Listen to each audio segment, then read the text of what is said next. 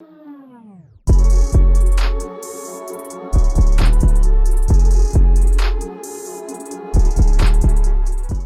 it's your boy Freeze, and I'm back, episode number 10, man. I got my boy Judge in the house. This is about to be an ill-ass interview. If you know about Judge, then you know what it is. Judge the boss, you dig? He is a boss. I've watched this dude grow up from a jit to be a grown man, much respected in the community, much respected in the music industry.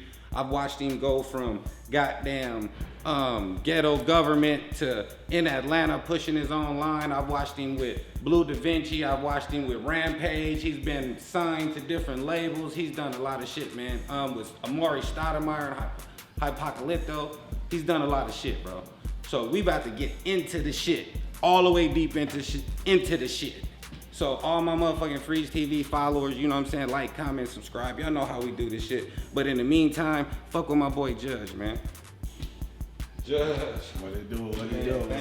Thanks for coming in, bro. Man, you already know. This is some shit we've been trying to get done for a couple weeks, even yeah. Easter. I try to get this nigga on the table Easter. You know what I'm saying? Like Easter Sunday. You know what I'm saying? But real shit, thanks for coming in, man. Like I said, when I was introducing you, you a dope ass dude. Yeah, for sure. You too, man. I've been watching you for a long time. You're one of my favorite people. You know what I'm saying? Like I'm honored to even be your friend. You know what I'm saying? I forget who I was interviewing the other day or who I was talking to, but they was like, it might have been Jay Monster or somebody. They was like, real niggas like Judge need to start getting deals. Niggas who the best, who been the best. Like, you know what I'm saying? Like, it's real, man. So, it's not even about getting deals, it's about getting the right deal. Yeah, I'm already knowing. But we're not even talking about that. Yeah. We gonna start from the beginning, man. Yeah. But let me give you the rules of the game. You gonna bust, and we gonna have this dope conversation, and I'm gonna try to engage you and keep your mind so focused on the conversation that while we talking, you're not gonna be paying attention to the game. And I'm gonna take an L. And you're gonna take an L. You know what I'm saying? This is usually how it goes. You know what I'm saying? I'm 9-0. You can ask Willie, Desert Baby, everybody. You know what I'm saying? Motherfucking, my nigga Weezy flew in from Atlanta. Shout out Weezy 100. Smacked his motherfucking ass. DB came in from the Bay. Smacked his motherfucking ass. You know what I'm saying? Everybody on the table, I'm a smack. But you, I'm not even worried about the game because I want to focus more on the story. Right, it's love. Because the story is more important than the game to me. Yeah, for sure. You know what I'm saying? So that being said, let's start at the beginning, man. When you break, tell these people what it was like growing up as a youngster, being a football star and coming from where you come from. All right, break real quick. R.I.P. my pops, man. You feel me? Straight up. You know what I'm saying? Then we gonna get to that. All that. Man, give him a moment of silence. Hold on, before you break, let's give Pops a moment of silence, man. Let's give Pops a moment of silence, man.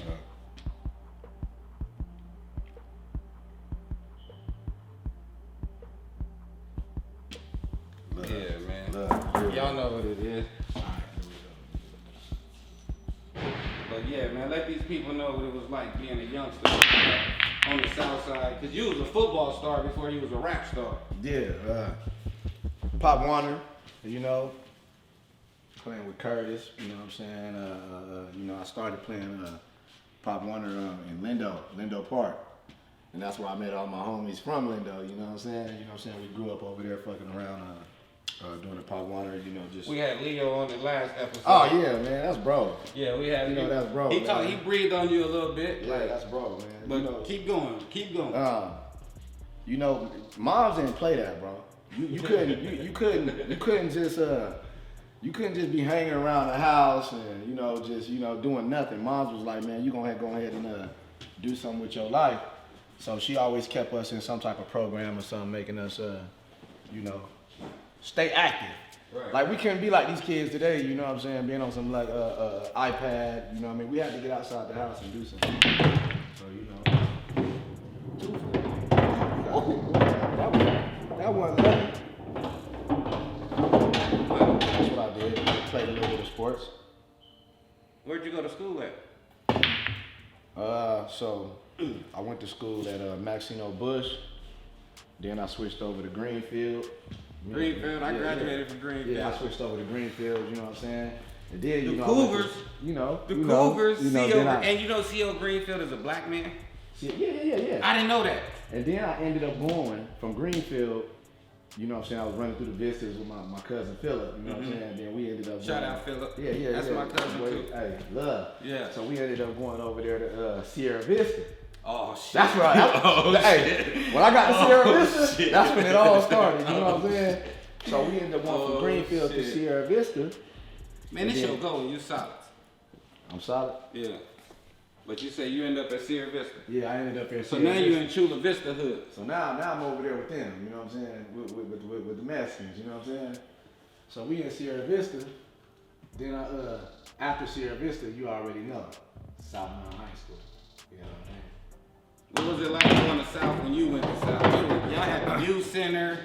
Y'all had Taji. Yeah, you know y'all what I'm saying? had like y'all had a lot of shit that these kids don't have now. I got 2 daughters finna graduate from South this year. So and they don't have none of the stuff y'all had. Well, you know, I went to high school. I got in high school in '99.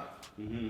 So you know, it was like, you know, gang banging. You know, it was still official. Like it was crazy. You know what I'm saying? When I got there, they was really at it. So we had the Doughblaze. You know what I'm saying? You got the Vista Bloods, and then you know what? '99 is when it had split and got that Chavez. I think that's when Chavez started popping. So you know, it kind of split from Lindo and everybody coming over there. You know what I'm saying? But it was a little wild when I was in high school. It's kind of like simmered down now. You know what I'm saying? But you know, that's just what it was. You know what I'm saying? And that's when is that when you stopped playing football, or why'd you stop playing football? So basically, I stopped playing football because bro, I was bad. You know what I'm saying? I was a You actually know how to play, huh? This might be your first L, man. He seen that shot and said, God damn, that nigga sliced that bitch, like walked him. So basically, I went to football. Coach Dansby was the coach. Mm-hmm. But see, back in my day, you know, small football players, we wasn't like a hot commodity. I was too little to play. I was 106 pounds. Me and Regis Dawson, that's my boy. We was small, so coach was like, you know, he didn't want to put no small people on the field because, you know, at this time in age, no chances yeah, you know what I mean. They just felt like small football players wasn't the ones. You know what I mean? Like today, that's what you want. You want you a little small flanker, somebody that can just get through the, you know, and all that stuff, running the 4-3-4 and all that. But back in those days, that wasn't what the move was. Shoulder pads were super big. You know what I'm saying? Helmet was super heavy. You know, hey, we ain't had them Adidas Zeros. We ain't had them. We had the heavy cleats. Feel like Timberland boots. So you know, it was kind of like that. But let me go ahead and knock you down right here on there. But yeah, so South. That's where I started doing all the ditching and all the crazy stuff. Started the rap music. You know what I mean? For real. You know what I mean? And that's just what that's what that came to be. Man, we was talking earlier about the rap. Yeah. And how you first got started. I remember coming to your house one day with Wade Dansby. Shout out Wade Dansby. And he was wrapping his keyboard up. He like, yeah, we take this over to the little homies. Yeah. I said, what's going on? What they got going on over there? He was like, these little niggas finna go. These the ones. Yeah. We come in the house. Your dad sitting on the couch. Rest in peace, Pops. He's sitting on the couch. And I'm like, where they at? He like, them niggas back there. I said, what they doing back there? He was like, shit, they said they finna make a platinum album. Yeah. So we go to the back, and y'all was putting this Dynomat stuff all over the walls. Y'all had chrome. It was like shiny chrome, like shit all over the walls. And y'all had that shit just beating in there, and I was like, man, this is something special, man. Shout out B Scrog, he was in there, and the other Brandon, shout them out, you know what I'm saying? What was that like, making that transition where you say, I'm done with football, this don't look like this is gonna be it, and now I'm finna go into music? What was that like mentally? Like, what was your shift in thinking for you to take a different direction? Well, cause at first when I started music for real, like when I was rapping, we was playing around with it in, you know, the 8th grade or whatever, me and B Scrog, and he showed me how to write. He showed me how to write this music, you know what I'm saying? So when I started doing the football and everything, and I started making songs, I started saying like, man, this stuff sounds like, you know, I could actually do it, you know what I mean? And I was like, man, you know, put these bars together, you know, 16 lines on the paper, you know what I'm saying? Let me do this. So I said, you know what? Nobody would make me beats. So I needed to figure out how to get these beats. So I said, I'm gonna make some beats. You know Make my own shit. I'm tired of being, you know, 15, 16 years old and, you know, paying for beats. Like, we ain't got no job. Man, but you was grown though at 15, 16. I mean, you know, you had your own house. Your moms and pops lived in one house. You lived in another house. But you gotta remember this. Just because you got that, moms and pops doing that. So, you know what I'm saying? That don't mean you got no money. No. I'm not saying that you got no money. I'm saying the perception. Yeah, oh yeah, for sure, for sure. The perception is you have money. So the producers, they like, shit, make them little niggas tear it off. Them little niggas got that bag over there. Y'all have cars with big rims. Y'all was shooting videos in the front yard and it was going down over there, man. See, so basically, back to what you were saying, like making the transition from football to music, I felt like that was just all I had at the moment. You know what I mean? You know what I'm saying? And it was really when I really started taking the music serious was really like my senior year, because I was still a good football player, but South Mountain actually denied me to play football because I ended up switching, going to Camelback because I couldn't get my grades together. I didn't get good really with school until I actually went over there to Camelback, because at Camelback, your friends was like, bro, you ditching? You tripping, huh? Like, what is you doing? It wasn't cool to ditch at Camelback, but you go to South? And he was like, bro, you going to school? You know what I'm saying? So, you know, it was kind of like that. But I ain't saying it's like that now. But, you know, just... I be on my daughter's ass. Yeah. Man, she about to graduate and I just got her a car. Yeah. Like, fuck that. They be too lit. It be too much. And now it ain't no youth center. It ain't nowhere to go. So now there ain't no telling where the kids is at and what they doing. Yeah, they get out and just do what they want to do, huh? Yeah, man, it's crazy. But go ahead, man, keep going. Set up. I got you all lined up over here. Yeah, man, keep on talking. You gonna look up and it's gonna be another. It's gonna be over, huh? Yeah, it's gonna be a wrap. But keep on going, man. So you I really started getting. We're gonna get into the music. So I really started getting serious. I like what you was talking about. Which one? With going from school to school. Okay, yeah. So you know what I'm saying. So like, kind of, cause that I think that takes us into your mind state. All right. So basically, from South, I was doing bad. I didn't really get no credits as a freshman, so I had to move schools. My mom was like, "Man, we're gonna get you up out of here and get you to doing good." So you know, I ended up going to Camelback, where I met, you know, I got other friends, you know what I'm saying? Melody Thornton for Pussycat Dolls, you know what I'm saying? That's where I met her. We all was in like, you know, drama. We was doing drama, so we was like actors, and, you know, she was a singer, I was an artist. They used to call me Little Bow Wow because I had the braids, you know what I'm saying? So it was just a good time. I learned a lot at Camelback, but most importantly, I learned that it was important to go to school.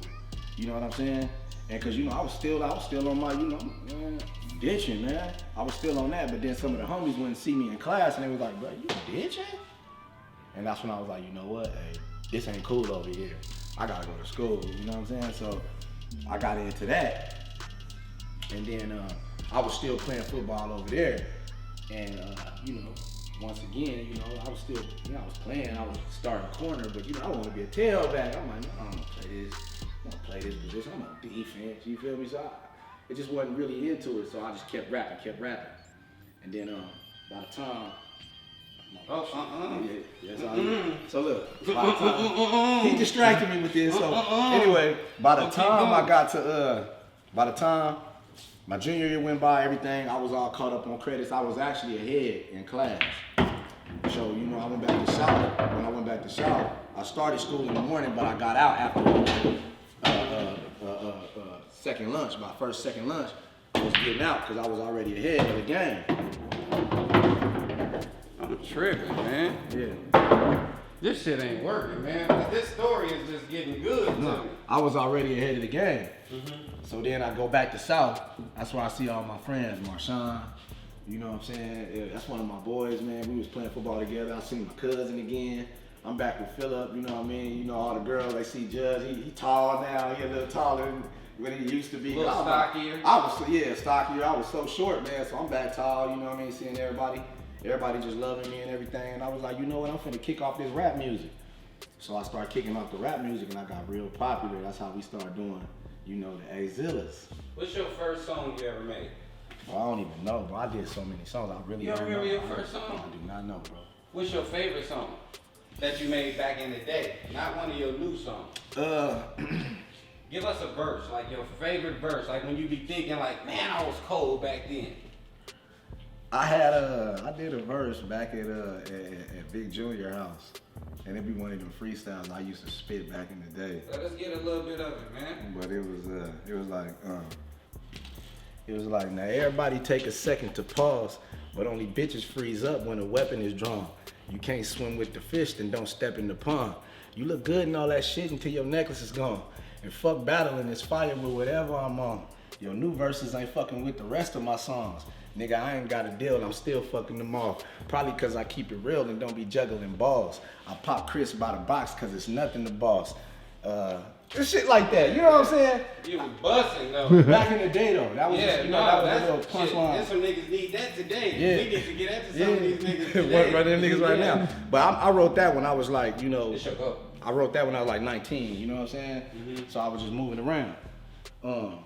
Who's the first, like, okay, so when you first got into music, it was just you and B Scrog now? Yeah, me, B Scrog, a cat named Sean White, you know what I'm saying? Cat named Sean White, and then Brandon. So that's when we first started doing music, and then, you know, Philly jumped in. And then, you know, Big Junior started coming into play. He's so hard. Bro, look, Big Junior is so underrated. People don't even see. Like, you be like, damn, did you hear what he just said? You know what I mean? He just dropped a clip the other day that's so stupid. You know, he a rock star. Yeah, I'm waiting on the video. He got one with his daddy in the video. Oh, yeah. Little clip. I'm waiting on the whole video. Like, this little dude, he's bananas, but this ain't his interview. Okay. Let's get back on him. Alright. So when you was with, so that's when you start forming the A-Zillas. That's when we started forming like the A-Zilla. But Brandon was still involved, you know, Chameleon. That's what they used to call him, Chameleon. And you know, Brandon, uncle. What was his uncle? The Survivalist? Yeah, D.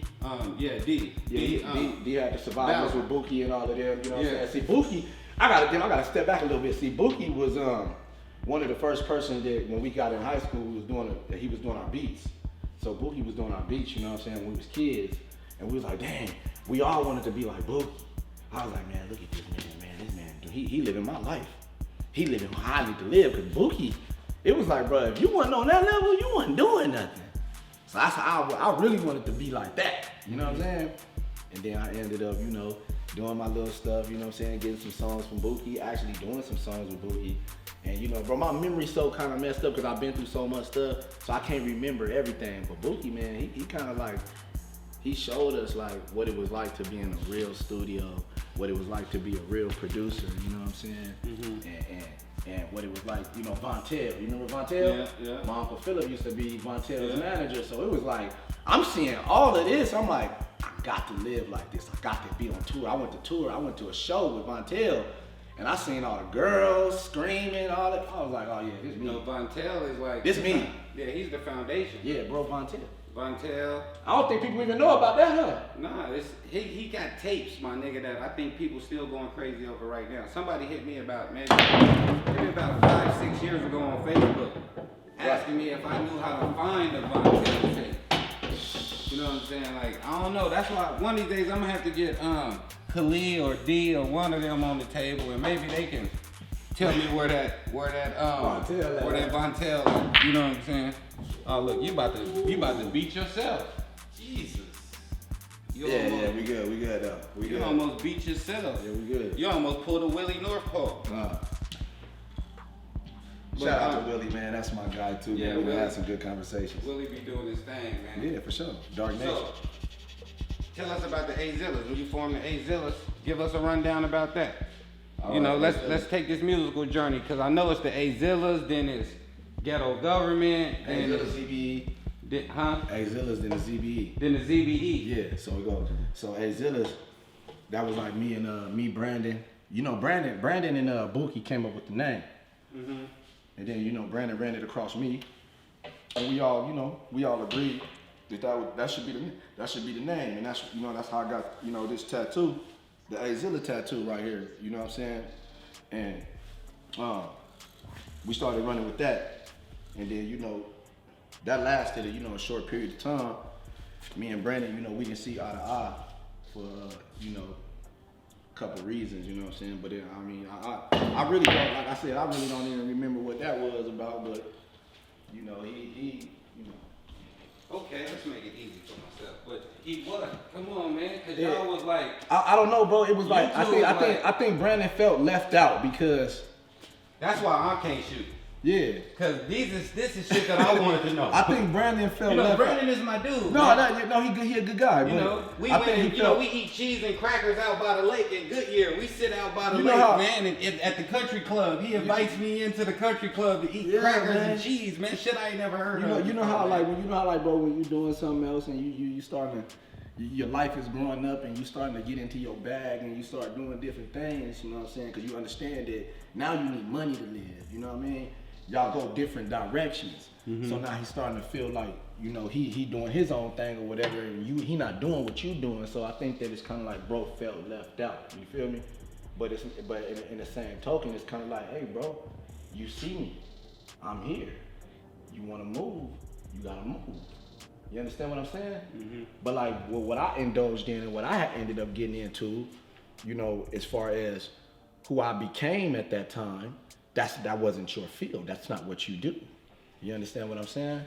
So I can't make you that type of person. You feel me? You know me, man. You know what I'm saying? Yeah. Get to this bread. You know what I mean? We're gonna go ahead and take these young tenders around the world and get some money. You know what I'm saying? Yeah. So that's just what I was on. You know what I mean? But at the end of the day, I can't make this nigga do that. You feel me? It's your goal, man. Yeah, okay, I'm trying, man. I'm over this shit getting good. It's gonna get better, but I'm trying to see what I'm gonna do, man. So, all right, bro felt left out. Then I ended up doing, So that's when you became ZBE. We ended up getting with Vic Jr. Okay. Uncle Pig. You know what I'm saying, in the studio or whatever. And let me try to figure out what I'm gonna do. I gotta make sure you ain't got no shot after this. Man, I got the Big Dipper set up over there. I ain't call it, so go ahead. Yeah, but it went in.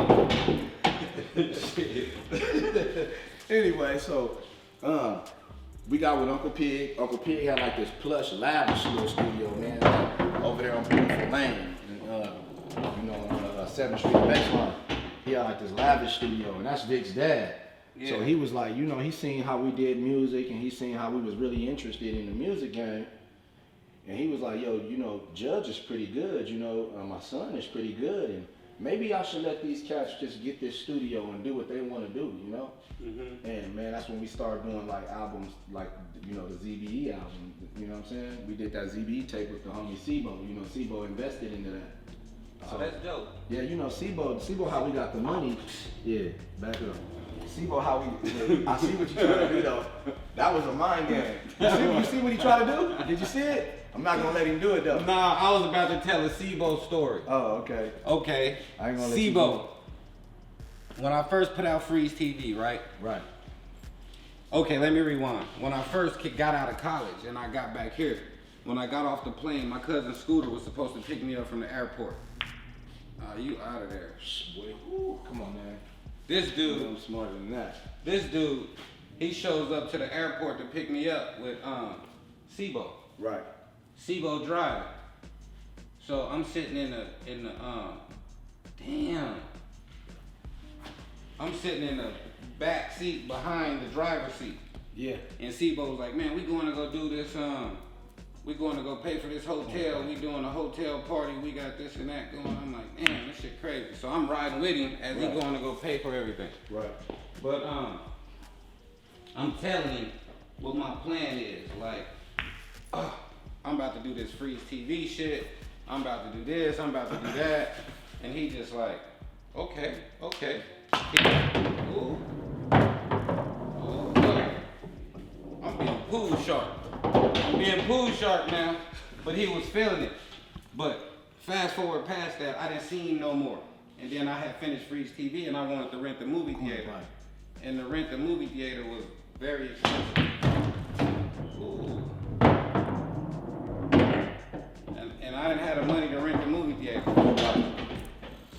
Yeah, you got sharp. I got sharp. You see that? Y'all see that? Y'all witnessing that? I had to lose eventually. Hey, man. You know what I'm saying? But I ain't gonna lose today. He gonna miss this shot. But look, so I didn't know how I was gonna pay for the movie theater. Yeah. And I was like, fuck, I'm trying to figure out how I'm gonna do it. So I got Cox on the line to do the commercials. On Mill. On Mill. I So I got Cox on the line to do the commercials. Yeah. I got everything lined up. So I'm trying to figure out how I'm gonna come up with the money now. Yeah. So I already know I'm finna go to the streets. Me and PBR finna turn some corners. I'm gonna have the money. Yeah. It's already. I know what I'm gonna do, but Yeah, you got I don't know how to do it. Yeah. And this dude pulled up at the barbershop. He was jaw-jacking. He was talking about some dogs.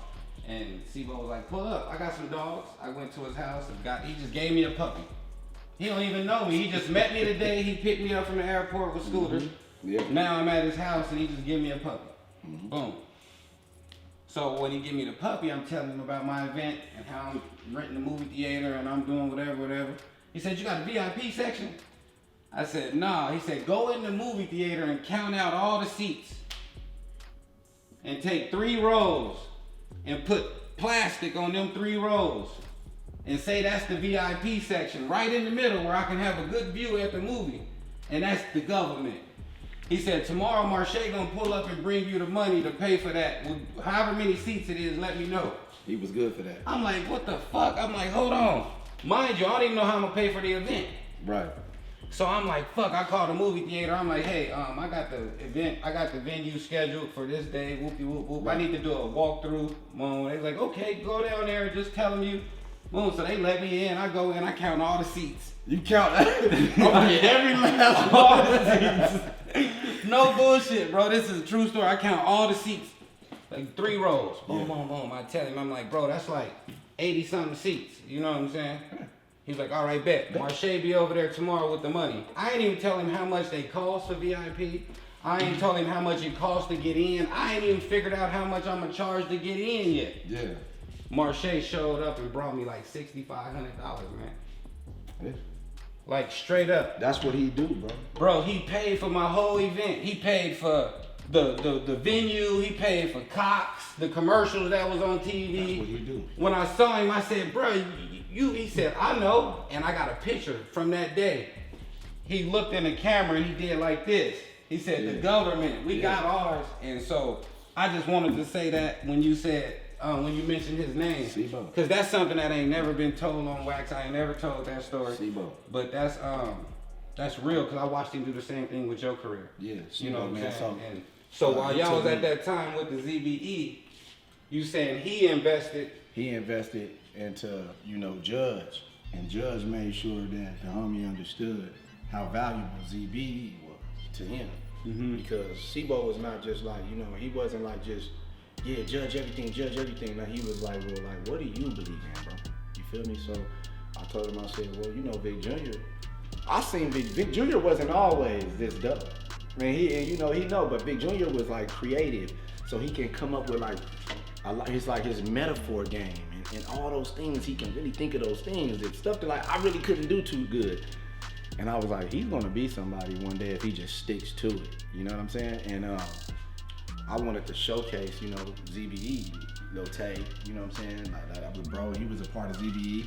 He's a real A-Zilla member, but ZBE was the movement what we transitioned to. He wasn't feeling that. He was like, I'm a A-Zilla, you know what I'm saying? But Sibo was just like, it was like whatever I wanted to do, he was with it. And I didn't really have the bread at that time to do these type of things, so he made sure that they got done. And I even lived with him, even in the house where he passed away, you know what I'm saying? And my stuff, the studio equipment that I had was downstairs. And I just had went to a game. I would have been chilling, but I had went to a game, bro. My little brother, played football, you know what I'm saying, with Chaparral. So I had went to a game, and then, I got the call while I was at the game, you feel me? And that kind of like, it bothered me because it was like, why? Like, why would somebody do that to a person that could, give his shirt off his back to somebody he don't even know, bro? Like he don't even have to know you. He can just see that, hey, this is gonna work. And he be like, yeah, man, how much is it? And then just cash you out to make sure that it got done. because he knew. You know what I'm saying? He was really the ghetto governor. No, bro, like he was really one of them people that it's like he was from somewhere else. You know what I'm saying? You know, a lot of Arizona people, bro, they just like, they'll see you trying to do something. And I ain't really disrespecting my own city, but I'm just saying, they'll see you trying to do something, and instead of saying, let me help this guy, they're gonna say, I could do one better than that. Oh, he can rap, but I can rap too. You know what I'm saying? Sometimes you gotta be like, this is what I do over here. He does that. Bro, how much you want? How much can I help you? You know what I'm saying? Mm-hmm. Sometimes you gotta bust that move just so you can see you make it. Cause look, bro, I'm gonna tell you something. This is what I honestly believe. I believe this, Freeze. If whatever you doing and it tips that kettle and then everybody goes, I'll be like, hey bro, come on. You gonna drive people right through there. I believe you'll do that. You know what I'm saying? But it's some people, bro, that will not do that. There's some people that'll get on and just leave everybody behind, man. And Sebo didn't believe in that, bro. Sebo like, look, man, I'm finna. Man, go and beat me so we can finish this. I'm finna use. Right here. I'm finna use what I know. Well, I'm finna use what I do to help people, you know, make it. And that's what Sebo was doing. He stayed in his lane. You know what I mean? Bam. Took my first L. Y'all see it there. That's what it be in the heading. Freeze takes his first L. And no, we didn't do this shit on purpose. This wasn't set up. The nigga just really beat me. You know what I'm saying? So I'm kind of tight about that. You know what I'm saying? Kind of tight about that. But let's keep going, man. I want to, cause this is deep. Even bro, look, let's take it to the pool parties that the homies used to do. Mm-hmm. Like, bro, people think them rooms that you seen in that pool party, all them rooms got cashed out, fam. No, I was with him. I'm telling you. Do you see I was in a car with him. Yeah. Listen what I'm saying. They picked me up from the airport. Yeah. I'm in the back seat. He's like, bro, I got my luggage in the back of his truck. I don't even know this nigga. And OG Red sitting in the passenger seat. I know Red. Shout out OG Red. Big Red. Yeah, Big Red. Yeah, but Big Red know my brother Scott LaRotta. Yeah. So Big Red was like, that's Scott little brother. So he was like, cool, we riding. We finna go cash out this hotel. Man, we ride. This nigga pulls up to the hotel, walks in. Little white lady come out. He met Pooch and Marche and them was already there. He meet them there, boom, we go in. This nigga got a brown paper bag of money right here. Yeah. Nigga, we go in, we sit down. The lady tell him, okay, we gonna have this many drinks. She bring out all different samples. I don't even know this nigga. I'm the sampler. This nigga got me. No bullshit. This nigga got me sampling tequila sunrises with the people. So when the people was there, they had a bunch of free tequila sunrises and different. That's because I was the sampler. That shit was bomb. So they giving me all the samples. Then the lady bring out the contracts. He's sitting there reading the contracts, real meticulously going through the contracts. No, he's debating with the lady. Nah, we need to be able to make our own money off the hotel rooms. Like, I'm watching this. Yeah. I'm watching this though. Yeah. I ain't know. This is before any of this free shit. And before I did anything or anything. I'm watching him though. He like, nah, we gotta make this. No, I wanna make something off the bar too. Everybody getting free though. Everybody get in, you pay to get in, you get a wristband. You get a this color wristband. You pay this much, you get a red. When you pay this much, you get a gold. When you pay the level of what you spend is what you gonna get. And so I'm like, damn, I'm watching everything. Boom, boom, boom. Then the lady say, well, it'll be such and such $1,000 to rent the whole hotel. Every room, every conference room, everything. Like, this is your hotel for the week. No, for the weekend. The weekend. From Friday to Monday. Yeah. We checked in. He gave me a room. My room was like room 1212 or something. Yeah. He was like, so we checked in Friday at like 3 and we checked out Monday morning. You know what I'm saying? That's what it was. But the nigga pulled out the bag of cash and set it on the table, and the lady was like, "Oh, hold on, we gotta go in the back room." Yeah, we gotta. Like, we can't even. I can't cut this. I can't count this right here in front of everybody. Like, so he did that. You know what I'm saying? He did that. Like he did. I watched John do it too. See, I was able to see some of this shit. You know what I'm saying? I was able to be a fly on the wall and in a room with some of these niggas who really made some power moves in our city. Facts. Like, I watched that nigga John buy the whole corner on 16th Street in Southern. You know what I'm saying? Like, buy the whole corner and then meet with Archie, but this ain't his interview. Let's get back to you. So you, Sebo, rest in peace. Rest in peace, Sebo. We got to do something for Sebo, like something, Yeah, we got to do like something to remember. Yeah, something, but something that we can document and Yeah. get some good content, and where people can always go back and watch it. Because I'm sure I got some footage, and I'm sure it's a lot of people out there with some footage. We just got to dig up so everything. Pooch, anybody out there that got some footage that can get me, that they can get me of Sebo, let me get that so we can put something together for the man. Rest in peace, Sebo. Man. But let's get back to you. So now you we doing the ZBE. You doing the ZBE. So you know we got that. We got the ZBE stuff going. You know what I'm saying? We doing. We got into parties. That's when we started doing the parties. You know what I mean? And with Trey Gutter and all different shit. See the party lane was like MOB, EWF, you know, AZ, ZBE. Everyone was fantasy or something. Yeah, you know them little niggas. Them niggas going crazy though. Hey, I used to cut their hair. Them little niggas was like EWF, they was not playing. You know, humble. You know, Abe had his thing going on too. So it was a lot of us, bro. It was a lot of us. But what we did was we seen that the parties was lucrative for getting some money.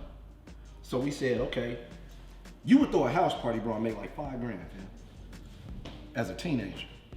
So then, you know, that's when, you know, my mama was like, how much you made? $5,000. She was like, well, when you trying to throw your next one? And then I see that me, Brandon, everybody, we still, you know, Brandon's still in the loop. He's still messing with us on the house parties, and we rocking. And then, bro, this house party thing, and it started turning into clubs, and then, you know, we try to, you know, when the clubs got expensive and all that stuff, we said, man, we need to delete this overhead. We start going back to the houses. And police started coming, like helicopters, and it was like, man, we can't do this no more. So they was like, okay, well, who threw this house party? Somebody was like, they were police like, we're looking for a Robert Carr. Yeah. So you know, I ain't messing with the police. I'm like, oh, they looking for me, man. They want me. So then they get to me, they give me some type of little paper. I don't know what it is, but basically what the paper was saying that you can no longer throw event in like a neighborhood without calling the city of Phoenix and name it as a block party. So I can't throw, you know what I'm saying, nothing else. I gotta call the city of Phoenix. Get your permits. Yeah, I gotta get your permits. I have to block off an area. Shit you was supposed to do anyway. Stuff that, you know, I'm trying to get, man, come on, I'm trying to finesse the system. Yeah, man. it's you know, working. But it worked at the time. But at that point, bro, if we would have had like, you know, somebody that knew how to manage us industry standard, it would have went somewhere way bigger than what it was, you know what I'm saying? And you know, we just man, trying we was shooting in the gym with the lights off. We was trying to get some money, man. You know what I'm saying? We wasn't thinking like business, you know what I mean? And that's currently the situation how I am now, you know what I mean? Like I was a bad businessman, bro. I was just always like, let's get this, let's do this, just get some money, you know what I'm saying? But you gotta really run it like a business, and if I would have done that, then we would be like many light years ahead of where we are now, you know what I mean? That's dope that you can even be honest with yourself and just say like, I was a bad businessman. Yeah, bro, I still have problems in business right now, but you know, bro, like my dad, like I said, I explained to them, like I was talking earlier, I was like, if you ever read the book, Rich Dad, Poor Dad, you see a kid that went through all walks of life.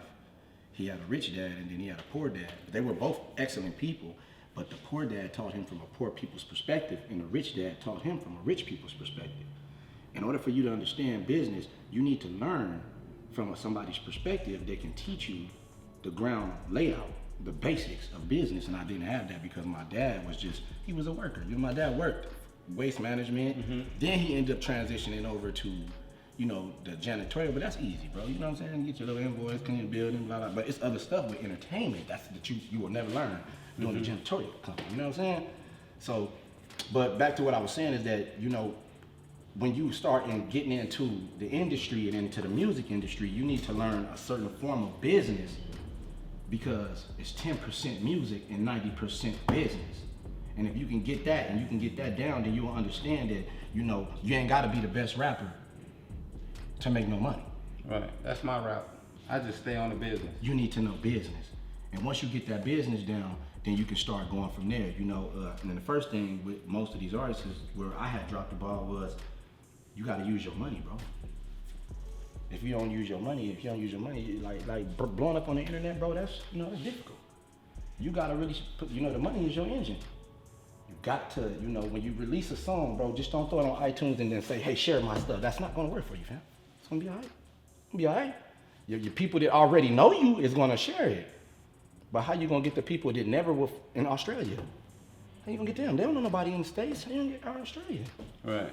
You gotta invest in viral media sites and different campaigns. Yeah, like you gotta. There you go. See, man, we could talk. I'm gonna talk about him a little bit in my interview.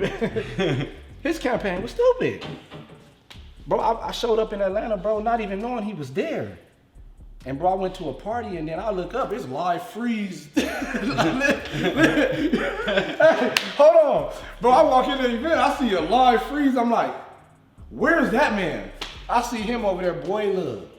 People around this man, boy, this man in the middle of a crowd, man. People around him taking pictures. The campaign was amazing. I was like, nigga, hold up, nigga, what this nigga doing, man? So, spending some money. Yeah, you know what I'm saying? But at the end of the day, do you see what I'm saying? Yeah, you gotta invest in yourself. If you did, like when you did that, bro, for the outside people looking in, whatever you're creating is believable. And by the time they uncover how you really did it, this is jewels, bro. By the time they already uncover how you really did it, it's real. It's real. Just like a pimp and a broad. You get her, you ain't got no car, but she give you the money, you start renting the cars, you rent the car, she think it's yours. By the time she done gave you so much money, by the time you done bought this Escalade, it's real. It's the same thing, but you gotta understand how to, make it happen. You gotta know who to go to because a lot of people in the music industry are fake. They'll feed you something that's not real. Spotify playlists, when you see these cats that got these Spotify plays, that's fake. Bro, your music is not popping because you're not growing, bro. Right. We get it. Run your numbers up and do what you do and you can fool everybody else, but bro, your money's not changing. I thought you was trying to make some money. You gotta understand stuff like that. And that's why it comes into business. That's why people like you guys get fur in life because you understand, bro, you don't sit here and just try to be no rapper, bro. You can sign artists. Cause you know what to do when it's done. Bro, you know how to get some money with music if you really want to get it. You know what to do. Right. You know what I'm saying? That's why I'm looking for an artist right now. I'm on a hunt. I'm looking for an artist. I'm having an artist search right now. No, I'm just bullshitting. I got like 3 that I'm fucking with, but I ain't. But that's just business. That's just another part. I know sometimes that this interview is bouncing all over. No, but that's what we want to do. Yeah, the interview is bouncing all over. That's what's so good about it. Here to there because. But now let's go back to the music. So ZBE. So yeah, we did. Then we done with the ZBE. Where you go then? When I finished with the ZBE, I was still with the ZBE movement, and I'm still with it now. My boys, they know what's up. Is that when you got with Stoudemire? Yeah, so Stoudemire, Brandon Akins. Y'all remember that name because honestly, Brandon Akins, at a point in time in his life was homeless, and my dad took him in. You know what I'm saying? I don't know if the homie gonna get mad for me telling me that, but nigga, it's real, so it is what it is. But my dad took him in, but he was humble about it, and he didn't want to tell us. But I started noticing stuff like, damn, bro, nigga, I had that on yesterday. What is he doing? And then, slid through the park. He's sleeping in the park in his car. Then he ended up coming to the crib. And I said, man, move, come on, man. My dad was like, man, you ain't gotta sleep at that park, nigga. You come on. Yeah. You know what I'm saying? Just don't be no weird ass nigga. You know what I'm saying? That's my dad. So then he started staying with us. And then Brandon Akins had Major B, that's his name. You can look him up on Instagram. But he ended up coming to the house with a flyer. And the flyer said Hypocalypto rap competition. Now this is where everything finna get good. It's so fun. So anyway, Hypocalypto rap competition, and he said, "Hey my nigga, you should do this." And I looked at it. I said, "Bro, that's like one of these little battle rap. We battle rapping on Mill and all that stuff. We was doing all. I'm tired of that. Like I'm done." I'm like, "Bro, we got a battle rap, bro, to win a deal." He was like, "Nah, bro." He was like, "It's a song for song competition." It was a dope competition. He was like, it's like... We might need to do that again. We could do that. That'd be tight. But we just got to have something that we going to offer them for real. You know we give them something. You know what I'm saying? So look, it was a song for song competition. And I said, oh yeah, that's me. That's me. Because this is what I do. You know what I'm saying? I'm a songwriter. This is what I do. So I was like, oh yeah, let's go. Sign that up. So we had to pay like $100 or something. And we signed up, and then you go meet with Marcus McGee and Travis and them, and they break down the rules to your competition, and then they set your first date that you're gonna. Who is Travis and who is Marcus McGee? Travis is right now. I think he's still a sport agent. He's a sports agent for Amari Stoudemire back in the day. And then McGee is like, he's a athletic trainer. He trains kids to go to the NBA. You know what I mean? And they're really good at what they do. But at this point, they're transitioning to learn the music industry because it's a lucrative business. So they're learning that, and they're looking for artists. So we did this competition, the Hypocalypto Chosen One competition. That's what it was, and they're running down the rules, and they're saying, hey, perform your best songs and everything. But at this point, I've been doing music so long, fam.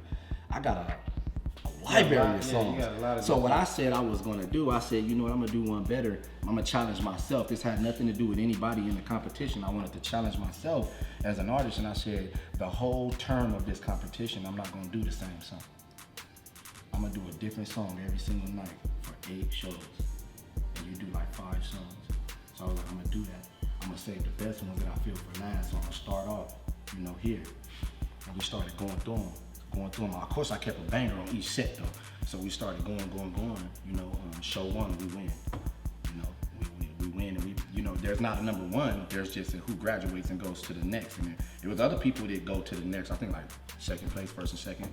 Y'all go to the next date. And we did that. But it was one in particular group out this whole competition that I was having an issue with, and it was the Illustrious Few. Because they were a live band and they were really good. Cats like Big Baby, Nate Jensen. You got stuff like that. Yeah. Like you have real musicians. Like real musicians, bro. These people were not who are in Hollywood now, right? Right, like Nate Jensen and made songs for Game and everything. So like they really like, man, you put these people together right now, and you have a serious issue on your hands.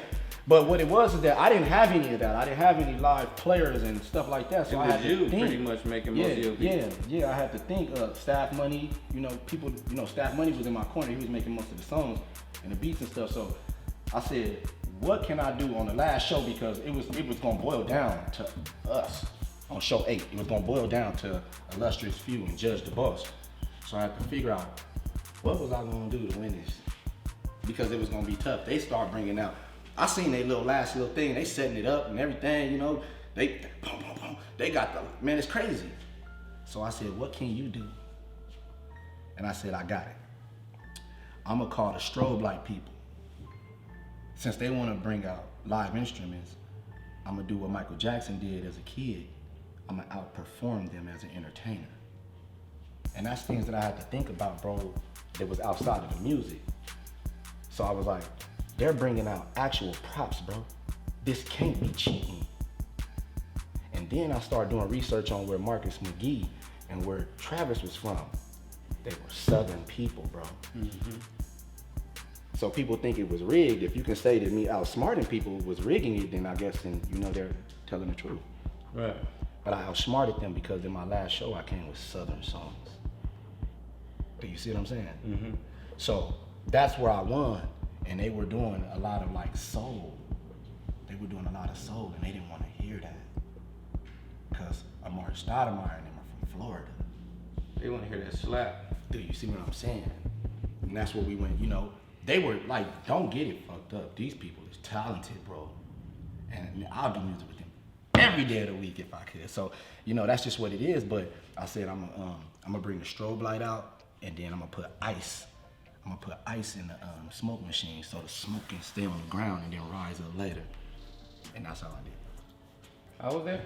He saw. I was there. I was VIP. Me and my situation. We had the table in the back. We bottled. We went just to see you because we was like, man, this nigga win. It's on. I put dry ice in that motherfucker, and I told the DJ, I said, I'm not coming out until that damn strobe light is going and that smoke is going. And then when they hit them lights, that shit looked like a motherfucker helped the nigga do the shit. That's what it looked like. So I ended up taking the competition. I won. And we ended up, doing the Hypocalypto Money All Around Me thing. We talk about that on FREEZTV Volume 3. Okay. Remember you invited me to the mansion? Yeah. I introduced you at the mansion. You had the whole studio and the Laurie mansion. Yeah, man.